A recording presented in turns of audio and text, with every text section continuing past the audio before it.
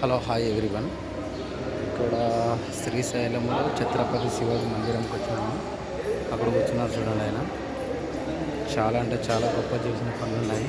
ఆయన ఏం పాలించాడు, ఎప్పుడు ఏం చేశాడు, ఏ దేవుని మొక్కాడు, అదిగో అక్కడ దేవునికి మొక్కడం కానీ, ఇక్కడ పాప ఆడుకోవడము, పిల్లలకి పేరు పెట్టడము, ఇదిగో దేవుని ప్రమాణం చేసినట్టుగా కళ్ళు కట్టినట్టుగా ఇవి చూడడానికి గోడ అతుకున్నట్లు అనిపిస్తాయి, కానీ రియల్గా పెట్టిన అనిపిస్తుంది. అక్కడ ఆమె రాణి వాళ్ళకి చెప్పడం యుద్ధంకి ఎలా చేయాలని చెప్పి వాళ్ళు బయలుదేరుతున్నారు యుద్ధానికి. ఈ ఇమేజ్ చూస్తే అర్థమవుతుంది మీకు. ఈ ఫోటోలో ఉన్న శివాజీ, ఇక్కడంతా ఛత్రపతి శివాజీ పాలన అనేది కళ్ళకు అద్దుకున్నట్టుగా చూపించారు.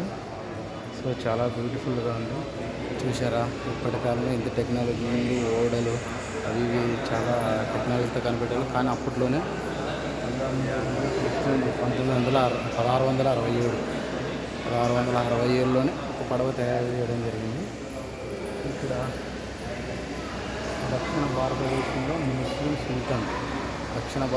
ముస్లిం సుల్తాన్ అని ఆయన దగ్గరకు వెళ్ళి విచారించడం జరిగింది.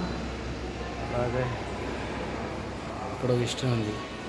శివాజీతో యుద్ధానికి సిద్ధమైనప్పటికీ ఆయన ఉన్న వీపు వెనుకల ఉన్న షర్టులోనూ ఒకటి ఐరన్ బాడీగా తగిలించుకుని ఉన్నప్పుడు ఆయన కత్తితో పొడిస్తే ఏం కాలేదంట. 64 మంది భార్యలతో ఎవరితో తిరుగుతున్నారని చెప్పి దాన్ని ఒక రాసిన హిస్టరీ.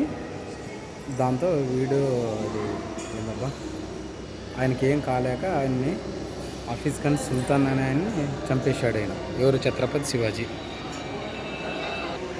ఇక్కడ అంబులు, బల్లాలు, కత్తులు, కట్టెలు అన్నీ ఉన్నాయి. ఇక్కడ చూడండి ఒకసారి. ఈ బొమ్మలు బాగా అనిపిస్తున్నాయి. సో ఇక్కడ మగధీరలో ఎలాగైతే యుద్ధం జరుగుతుందో అలా జరిగింది. అట్లా చనిపోయినారు. సేమ్ ఇదిగో భైరవాన్ని చేశారు. ఇదేందో నాకైతే తెలియదు. సో ఇది కూడా పర్వాలేదు, బాగానే ఉంది.